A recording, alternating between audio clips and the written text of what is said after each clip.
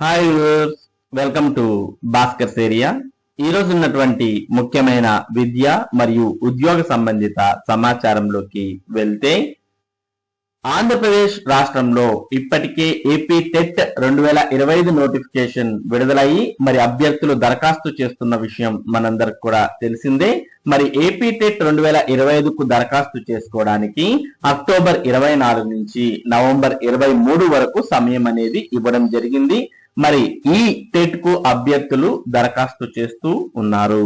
మరి దరఖాస్తు చేయడానికి ఇక్కడ రిజిస్టర్ హియర్ అనే ఆప్షన్ ఉంది. దీని ద్వారా రిజిస్టర్ అయిన తర్వాత వారికి యూజర్ నేమ్ పాస్వర్డ్ అనేది కేటాయిస్తారు. దాని తర్వాత ఇక్కడ క్యాండిడేట్ లాగిన్ అనే దాంట్లో మీ యొక్క యూజర్ నేమ్ పాస్వర్డ్ ఎంటర్ చేసి మీ యొక్క వివరాలన్నీ కూడా మరి అందులో పొందుపరిచి దరఖాస్తు చేసుకోవచ్చు.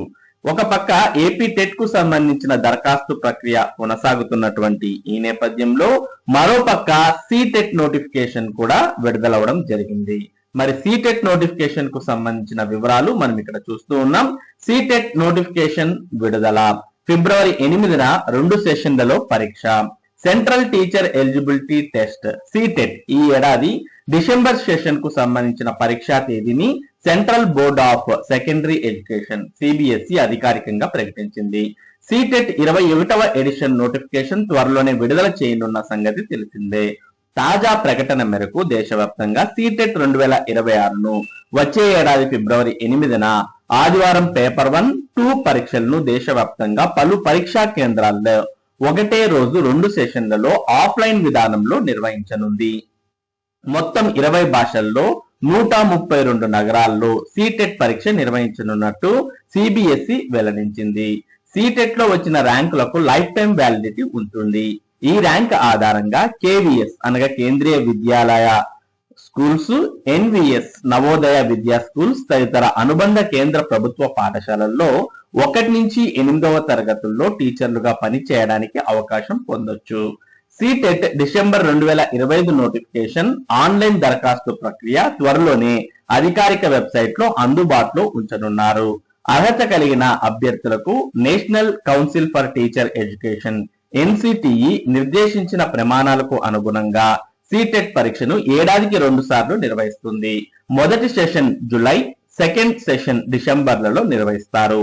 పేపర్ 1, పేపర్ 2 రెండు ఒకే రోజున జరుగుతాయి. వివరణాత్మక నోటిఫికేషన్ త్వరలో జారీ కానుంది. కాబట్టి మరి సీటెట్ నోటిఫికేషన్ అనేది విడుదలవ్వడాన్ని మనం చూస్తూ ఉన్నాం. ఒక పక్క ఏపీ టెట్ నోటిఫికేషన్ తో పాటు మరో పక్క సీటెట్ నోటిఫికేషన్ కూడా విడుదలైంది. కాబట్టి మరి అభ్యర్థులు అటు ఏపీ టెట్ కు ఇటు సీటెట్ కు రెండిటికి దరఖాస్తు చేసి ఒకే సమయంలో ఒకే రకమైన ప్రిపరేషన్ ద్వారా మరి 2 పరీక్షలు రాయవచ్చు. తర్వాత మనకు జనవరిలో డిఎస్సి నోటిఫికేషన్ రాబోతోంది. మార్చిలో డిఎస్సి పరీక్షలు కూడా జరగబోతూ ఉన్నాయి. కాబట్టి ప్రిపరేషన్ అనేది ఒకే విధంగా ఉంటుంది. కాబట్టి మరి అటు ఏపీ టెట్ కు ఇటు సీటెట్ కు దరఖాస్తు చేసి అభ్యర్థులు రాయవచ్చు. కాబట్టి మరి ఏపీ టెట్, సీటెట్ నోటిఫికేషన్స్ విడుదలైన విషయాన్ని మరి అభ్యర్థులు గమనించాల్సిన అవసరం ఉంది. ఇక మరోపక్క భారతదేశ వ్యాప్తంగా విద్యార్థులు లేని పాఠశాలలు 8,000 వరకు ఉంటే వాటిలో 20,000కు పైగా ఉపాధ్యాయులు ఉన్నట్టు మనకు గణాంకాలు తెలియజేస్తున్నాయి. దానికి సంబంధించిన పూర్తి సమాచారం మనం ఇక్కడ చూడవచ్చు. దేశవ్యాప్తంగా 2024-25 విద్యా సంవత్సరంలో దాదాపు 8,000 పాఠశాలల్లో ఒక్క విద్యార్థి చేరలేదు. ఈ తరహా పాఠశాలలున్న రాష్ట్రాల్లో ప్రథమ స్థానంలో పశ్చిమ బెంగాల్, తర్వాతి స్థానంలో తెలంగాణ, మధ్యప్రదేశ్ ఉన్నాయని కేంద్ర విద్యాశాఖ వెల్లడించింది. ఒక్క విద్యార్థి చేరని ఈ పాఠశాలల్లో 20,187 మంది ఉపాధ్యాయులు పనిచేస్తుండడం గమనార్హం. పశ్చిమ బెంగాల్లో విద్యార్థులు చేరని స్కూళ్లు 3,812 ఉండగా వాటిలో 17,965 మంది ఉపాధ్యాయులు పనిచేస్తున్నారు. ఇక తెలంగాణలో 2,245 విద్యాలయాల్లో 1,016 మంది ఉపాధ్యాయులు విధులు నిర్వహిస్తున్నారు. కేంద్ర పాలిత ప్రాంతాలైన పుదుచ్చేరి, లక్షద్వీప్, అండమాన్ నికోబార్ దీవులు, దమన్ అండ్ దీవ్, దాద్రా నగర్ హవేలీ, చండీగఢ్లలో ఈ తరహా పాఠశాలలు లేవు. హర్యానా, మహారాష్ట్ర, గోవా, అస్సాం, హిమాచల్ ప్రదేశ్, ఛత్తీస్గఢ్, నాగాలాండ్, సిక్కిం, త్రిపుర రాష్ట్రాల్లోనూ విద్యార్థులు లేని స్కూళ్లు లేకపోవడం విశేషం. మరోవైపు దేశవ్యాప్తంగా 33 లక్షల మంది విద్యార్థులు ఒకే టీచర్ ఉన్న పాఠశాలల్లో చదువుతున్నారు. ఈ తరహా పాఠశాలల్లో ప్రథమ స్థానంలో ఆంధ్రప్రదేశ్ ఉండగా తర్వాతి స్థానాల్లో ఉత్తరప్రదేశ్, జార్ఖండ్, పశ్చిమ బెంగాల్, మధ్యప్రదేశ్ ఉన్నాయి. మొత్తానికి ఈ సమాచారం చూస్తే ఆశ్చర్యకరంగానే ఉంటుంది. దేశవ్యాప్తంగా విద్యార్థులే లేని పాఠశాలలు 8,000 ఉండడం ఒక ఆశ్చర్యకరమైన విషయం అయితే, అందులో 20,000 ఉపాధ్యాయులు ఉన్నట్టు మనకు ఇక్కడ చూస్తూ ఉన్నాం. అంటే విద్యార్థులే లేరు, ఉపాధ్యాయులు మాత్రం ఉన్నారు, నెల నెల వారు జీతాలు తీసుకుంటున్నారు అనే విషయం మనకి ఇక్కడ క్లియర్ గా అర్థమవుతుంది. ఆంధ్రప్రదేశ్ రాష్ట్ర వ్యాప్తంగా 27 నుంచి 31వ తేదీ వరకు మొంతా తుఫాన్ కారణంగా మరి చాలా పాఠశాలలకు, చాలా జిల్లాల్లో మరి జూనియర్ కళాశాలలతో పాటు సెలవులు అనేవి ఇవ్వడం జరిగింది. ప్రైవేట్, ప్రభుత్వ జూనియర్ కళాశాలలకు సెలవులు.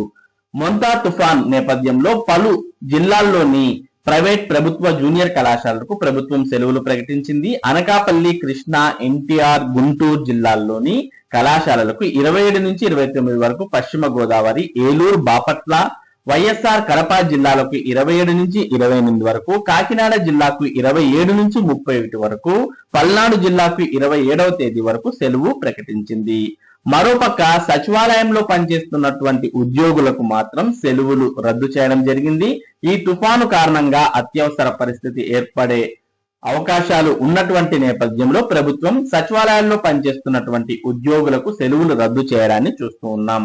మొంతా తుఫాన్ నేపథ్యంలో గ్రామ మరియు వార్డ్ సచివాలయ ఉద్యోగులకు ప్రభుత్వం 3 రోజులు సెలవులను రద్దు చేసింది. అత్యవసర విధుల నేపథ్యంలో ఈ నెల 26 నుంచి 29 వరకు ఉద్యోగులకు సెలవులు మంజూరు చేయొద్దని జిల్లా కలెక్టర్లకు ఆ శాఖ ఆదివారం ఉత్తర్వులు జారీ చేసింది. ఇక మరోపక్క దేశవ్యాప్తంగా 22 నకిలీ యూనివర్సిటీలు ఉన్నాయని, మన ఆంధ్రప్రదేశ్ లో కూడా 2 నకిలీ యూనివర్సిటీలు ఉన్నాయంటూ మనం ఈరోజు దినపత్రికలో సమాచారాన్ని చూస్తూ ఉన్నాం. గుంటూరులో 1, విశాఖలో 1.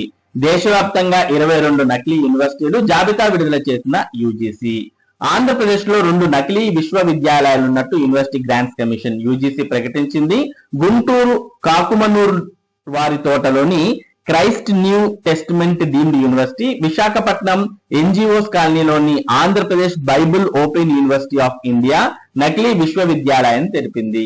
కేంద్ర రాష్ట్ర ప్రభుత్వ చట్టాలతో సంబంధం లేకుండా దేశవ్యాప్తంగా బోధన సాగిస్తున్న 22 నకిలీ యూనివర్సిటీలు, సంస్థల జాబితాను యూజీసీ తాజాగా విడుదల చేసింది. ఈ సంస్థలు అందించే డిగ్రీలు వృత్తిపరమైన ఉపయోగాలకు చెల్లవని స్పష్టం చేసింది. గుర్తింపు లేని విశ్వవిద్యాలయాలు, విద్యా సంస్థల విషయంలో యువత అప్రమత్తంగా ఉండాలని హెచ్చరించింది. దేశవ్యాప్తంగా కొనసాగుతున్న స్వయం ప్రకటిత యూనివర్సిటీలు, విద్యా సంస్థల తీరుపై కఠినంగా వివరించనున్నట్టు ప్రకటించింది. ఢిల్లీ కోట్లా ముబారక్పూర్ లోని institute of management and engineering సంస్థ అనుమతులు లేకుండానే డిగ్రీ కోర్సులు నిర్వహిస్తోందని, ఆ డిగ్రీలకు విలువ లేదని స్పష్టం చేసింది. మొత్తానికి మరి భారతదేశ వ్యాప్తంగా 22 నకిలీ యూనివర్సిటీలు ఉన్నాయి. రాష్ట్రాల వారీగా యూజీసీ ప్రకటించిన నకిలీ యూనివర్సిటీల సంఖ్య చూసినట్టయితే ఢిల్లీలో 9 నకిలీ యూనివర్సిటీలు, ఉత్తరప్రదేశ్ లో 5, ఆంధ్రప్రదేశ్ లో 2, కేరళలో 2, పశ్చిమ బెంగాల్లో 2, మహారాష్ట్ర 1, పుదుచ్చేరి 1. ఈ యూనివర్సిటీల్లో చదివినటువంటి డిగ్రీలకు చెల్లుబాటు ఉండదు అంటూ మరి యూజీసీ పేర్కొనడాన్ని మనం గమనించవచ్చు. మరి ఇవి ఈ రోజు ఉన్నటువంటి ముఖ్యమైన విద్య మరియు ఉద్యోగ సంబంధిత సమాచారం.